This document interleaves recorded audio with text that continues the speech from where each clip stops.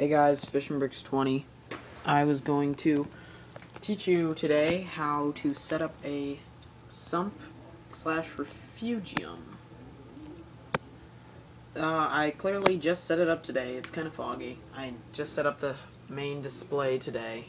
Here's my new damsel. It's kind of still cloudy, but he's acclimated well. I think he'll do good. Alright, so when you want to build your Sump Refugium for your new fish tank, obviously you want to get a fish tank first. That's the most important part. Whatever size you get. I have a 75, and that is a 48 or a 40-gallon breeder, which is, you know, kind of like, it's usually 48 gallons actually. So this Sump is quite large for this size tank. It's 2/3 of the volume of water that's up there. So that's good though, because you always want a bigger Sump, Refugium, whatever you want to go with. You always want bigger downstairs is better because there's just more filtration, more water volume. So I have a corner overflow. That's the first step, is to have a drilled tank. Or you can get a overflow box. It really doesn't matter. I prefer this because it's safer, so the water won't spill out. It just has a ton of safety options. So it just seems easier. So what happens is this sucks it down in this pipe. Here's the gang valve. I can turn that, but it's perfect right now. It goes all along here and plops down there where a filter sock is filtering the water. As you can tell, it's kind of brown near where the water spout's coming out. So that's good. This is my protein skimmer chamber. You usually don't need a protein skimmer when you set up a system right away, like maybe 2 months afterwards. So I'm getting it for Christmas because it's September something. So I'm getting mine for Christmas. I'm gonna wish for that for Christmas. This is my Refugium. I've got a 2-inch sand bed. There's just one piece of live rock. That's just all I've bothered to throw down there so far. So, and then I've got my bubble trap. There's my bubbles being trapped. And then there's the side that doesn't have bubbles. And there's my Rio 610 gallon per hour return pump, which is in the return pump chamber, which shoots it back up and out through that V. So that is the plumbing of this tank. To set up your own sump, you're going to want to pick a sump size. Bigger's better, just whatever you can fit. This one was tricky under the stand because it's the same dimensions wide as the 75 is. It's just not as long and not as tall, so it's only 16 inches tall. But it's like a 48-gallon tank, so it's 2/3 of the volume of my tank up there, so it's pretty good. So the protein skimmer goes here, and whatever else, I guess filter media, carbon, stuff like that will also go in there. Whatever reactors I want, maybe. The water flows through some teeth in the acrylic into my Sump Refugium. Now, how you make acrylic, or how you get acrylic, is you just go to like Lowe's or Home Depot, you find sheets of acrylic, and I have 1/4 of an inch acrylic. That's how wide it is, because I don't want it to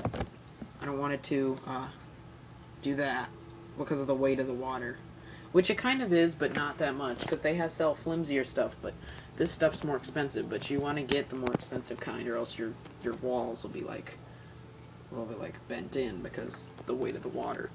So it flows into the Refugium, and the point of a Refugium, which I have a light, I have just a clip light from like Home Depot with a swirly compact fluorescent bulb in it, which will last about 6 months, and then I have to change it. The point of the Refugium is where you can have a safe haven for Coke pods and stuff like that, and you have live rock usually down here to filter the water. I've got a 2-inch sand bed and just one piece that I've put down here so far. I've got more up here in the display I could put down, but I don't want to right now. So you want algae, you can grow microalgae down here so that the point of the growing algae is so that it'll take up the nutrients, so there's not algae up in like a different part of your tank, like up here. You don't really want algae up here. You want it down here so that it'll take up the nutrients and algae will grow, and it'll just, hopefully it'll stay away from it there and help your pH and stuff, because algae helps, or eats pH, that's what it lives on. So that's the point of the Sump Refugium. I might have seahorses in mine, some people do. Lots of curly algae for them to hang on, and I just want seahorses. So, yep, that's what might happen down here. And then you want to build the bubble trap. You can also have the bubble trap right here next to the protein skimmer. I just have mine over here because I just feel like it works better. So the teeth, you can just use a jigsaw and just cut little grooves and then snap it with pliers. Snap the teeth out. See? That kind of filters the water, skims the surface, and also stops snails that might be in your refugium from going down. So when you cut your acrylic, you want to score it and then snap it. So you can put like something underneath the other side and push down on it and it'll snap right in half wherever you scored it. So that's what you want to do. And here's the bubble trap. See, this one's touching the ground. This one is not. It is 2 inches above the ground, so the water can get down. This one's touching the ground, and it comes up and overflows where the return pump is. See all the bubbles I've already trapped? And they're not getting to over here. So that is basically how you build a Sump Refugium. And safety-wise, what you want to do is make sure that the sump has enough room. You want to mark on your sump.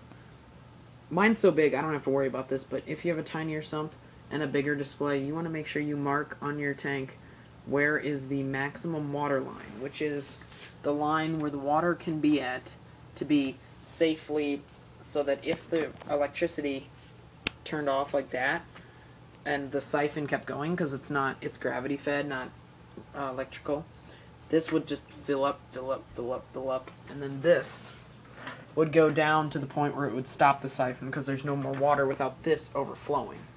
So that's the purpose of that. So you want to make sure you have not too much water in there so the tank can empty itself to the point where the siphon will stop.